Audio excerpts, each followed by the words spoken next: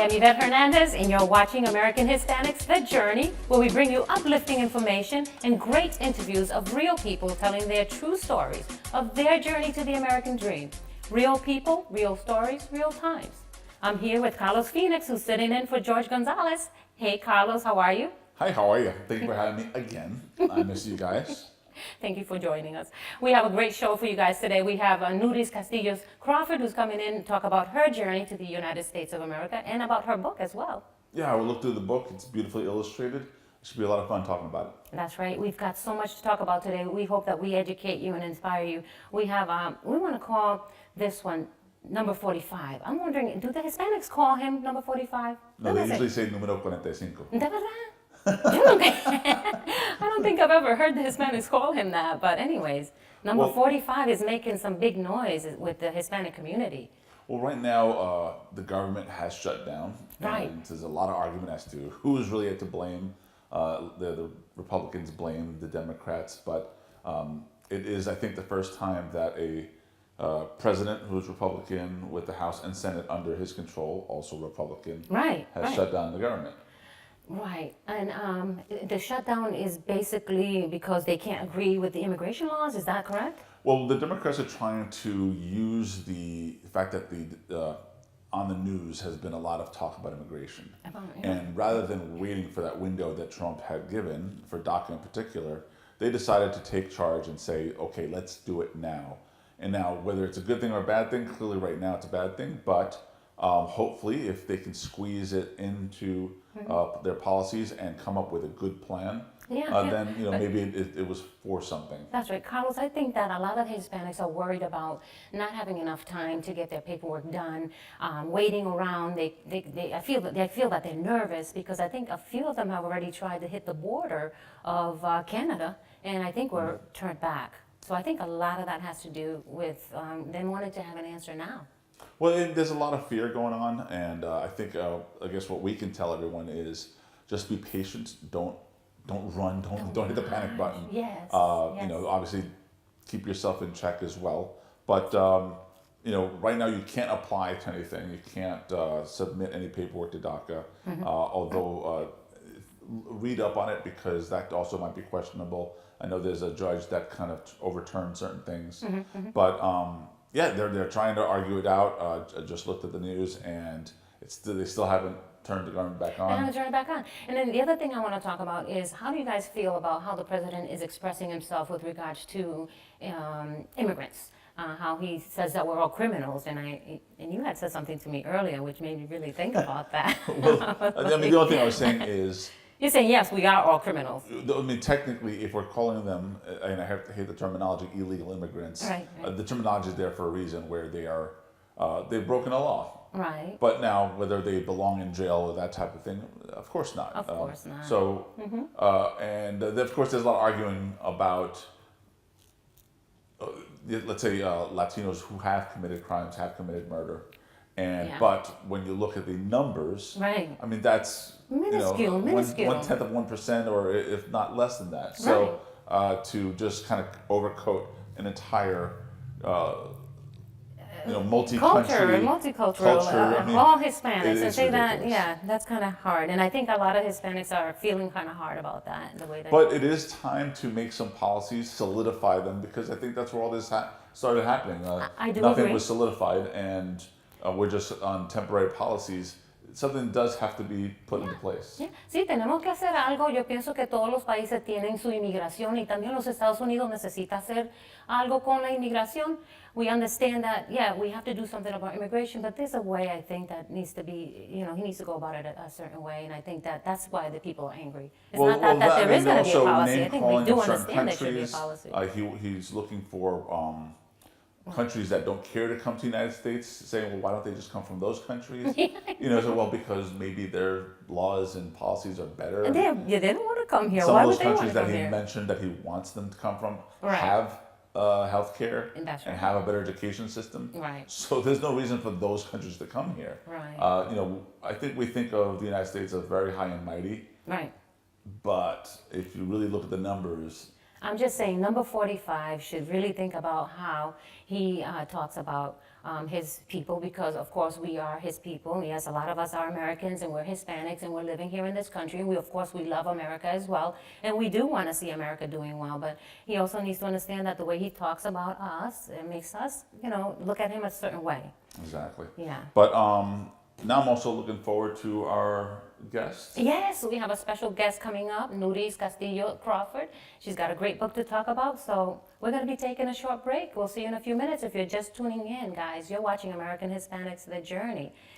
Now, I am looking forward to seeing this book and also talking about how she's getting it published. That's right. Because she kind of took different steps to getting it published. That's right. It's not your typical, you go to a publication company and then you get signed and you publish. That's She right. started doing things on her own, and we'll talk a little bit about that as well. So it's going to be really interesting, especially if you might be the creative and wants to get something published. She has some great ideas for that. So stay tuned.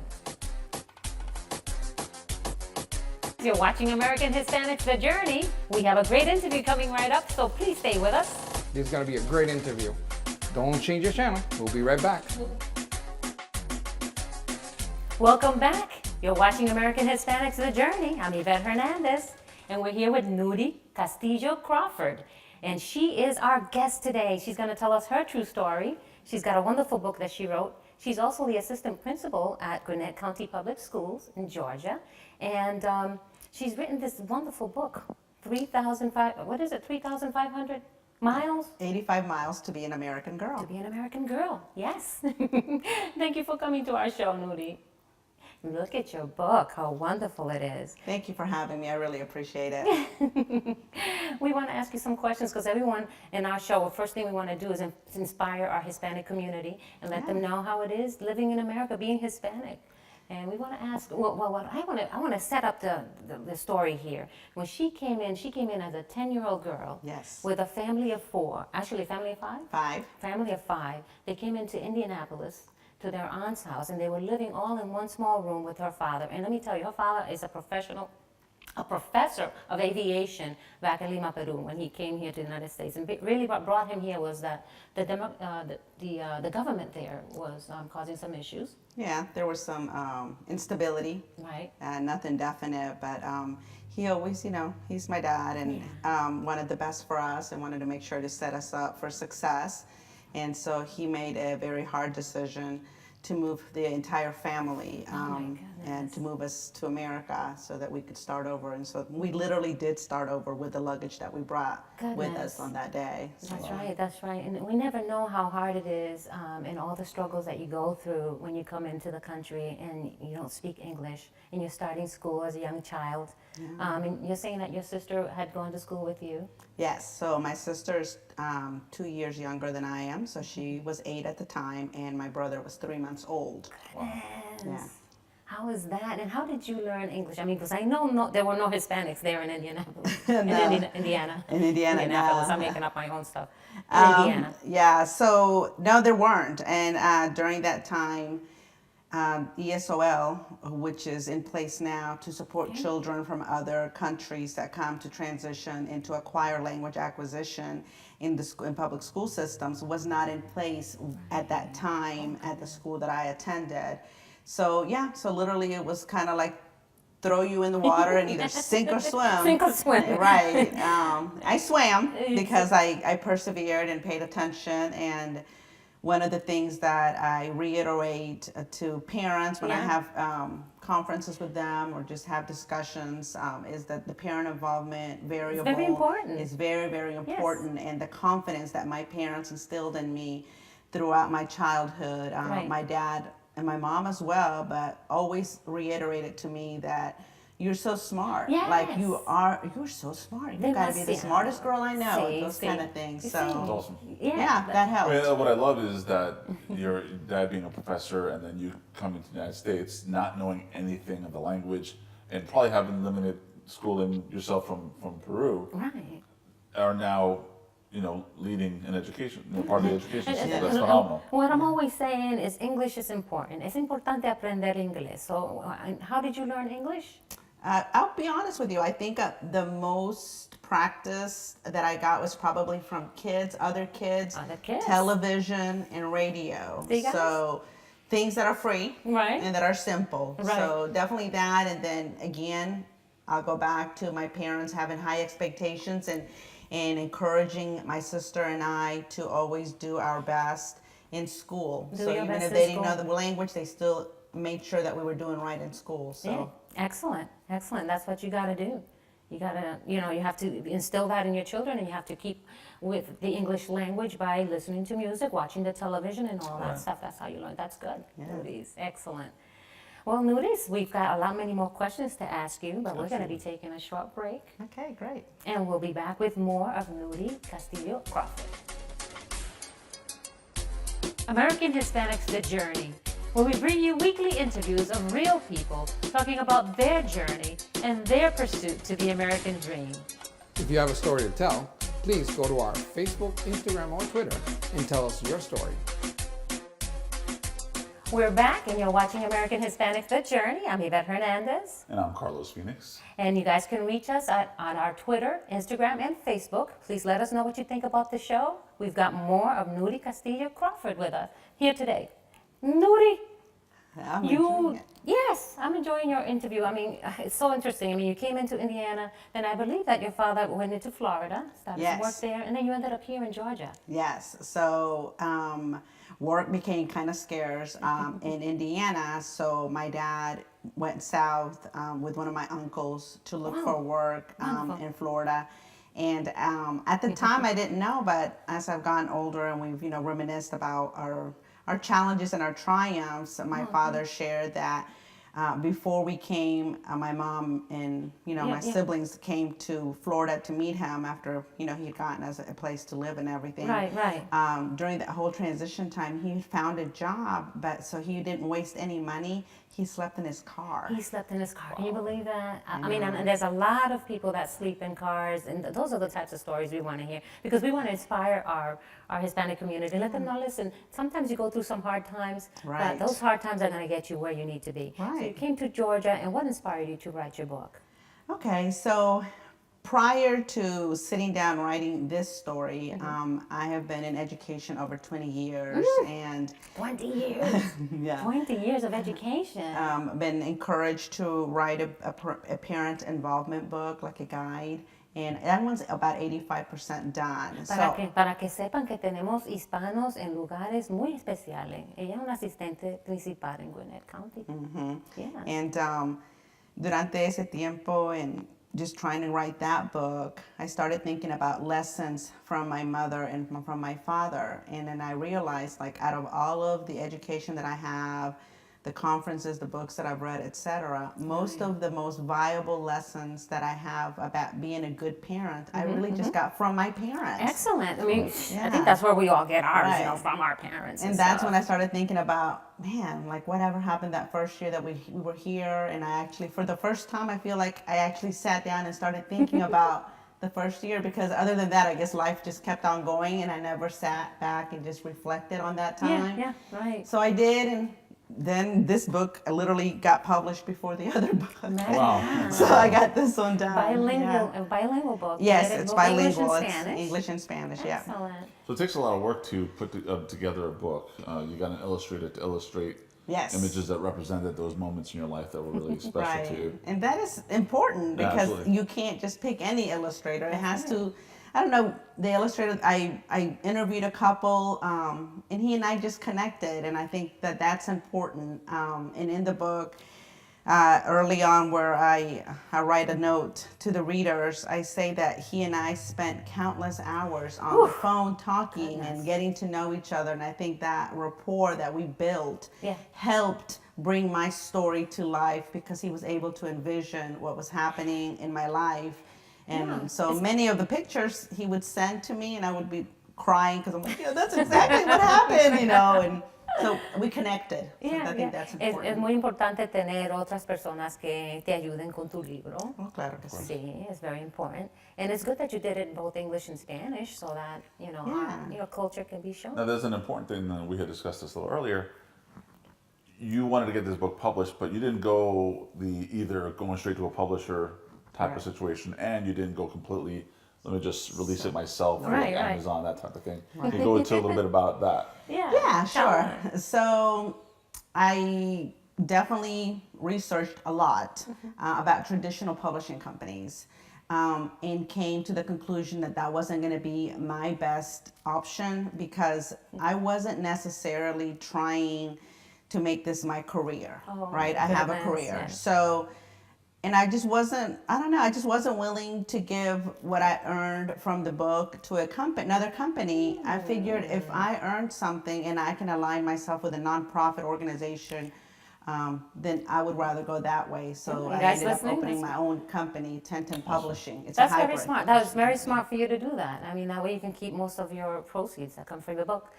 We'd like to know where we can find your book. Okay, so I have a website. It's 1010, so it's 1010 Publishing Wix site. Yeah. And you can also find me at 1010 Publishing on Facebook.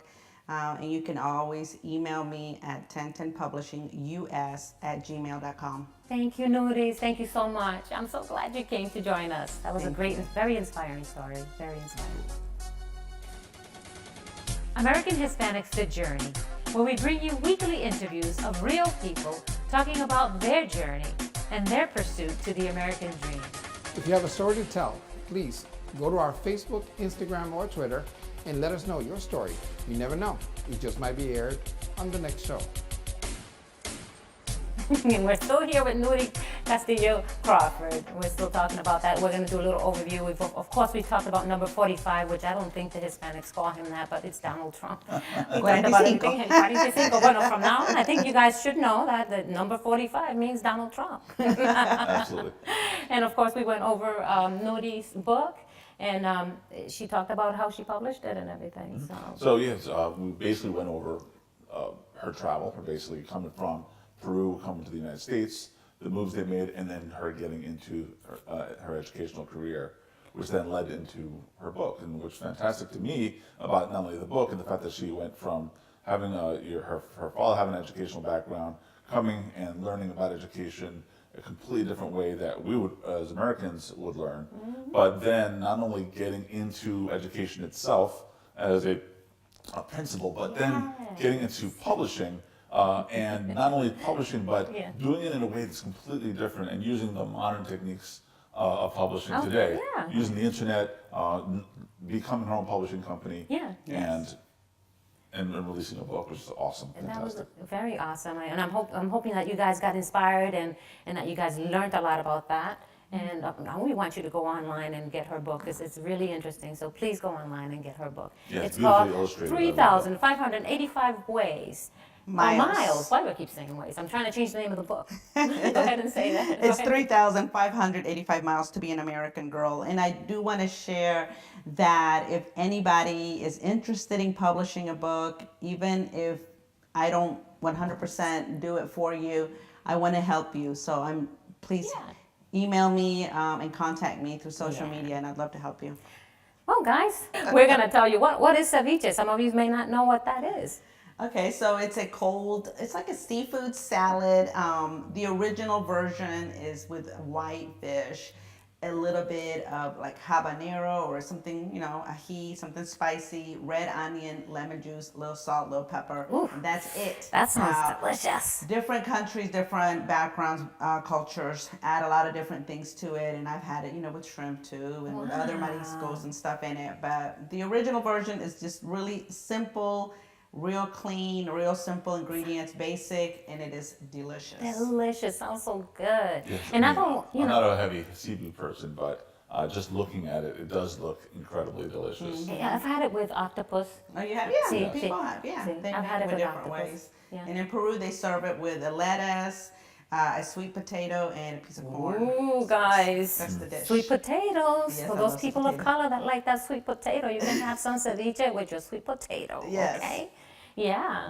Nury, that sounds awesome. And like I said, a lot of people talk about ceviche, but they also talk about paella. Is paella like a form of ceviche inside the rice? No, paella is actually a dish from Spain. So the background on that is that people, again, Spain, you know, has some, it's connected to the water ocean as well. So people would work, and people, you know, in poverty or poor people, and they would keep a little bit of every day. They'd have like one day they'd have chicken or beef or seafood. They'd save all of the leftovers, and then at the end of the weekend they would make it with rice and sazon, safran. I mean, so they would make, so you get this rice with veggies and with all kinds of meats. And I've always said that Hispanic food comes from the poor people, and then all of a sudden it becomes a delicacy, and they're charging an arm and a leg for it. Now they call it paella. Who knows what it used to be called back then? But it was a delicious food and all that. Nury, that's awesome. Oh, it made me hungry. I don't think I've schooled you people on ceviche and paella. Of course, we're going to go out to eat. Find a Peruvian restaurant near you.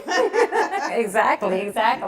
Nury, thank you so much for schooling us on that. Thank you for having me. I really appreciate it. Thank you so much for being here. Yeah. Thank you. Guys, you're watching American Hispanics, The Journey. I hope we have inspired you today. We have so much to talk. We had so much to tell you guys about education. We talk about speaking English as a second language, taking your classes. And thank you for watching. Please follow us on Twitter, Facebook, and Instagram. And also follow us and please subscribe to our YouTube channel, AHTJ The Journey. We'd also like to invite our local businesses that cater to our Hispanic community to please follow us on those websites. We'd love to hear from you. We'd like to hear your story and your journey. I'm Yvette Hernandez. And I'm Carlos Phoenix. Hasta la vista.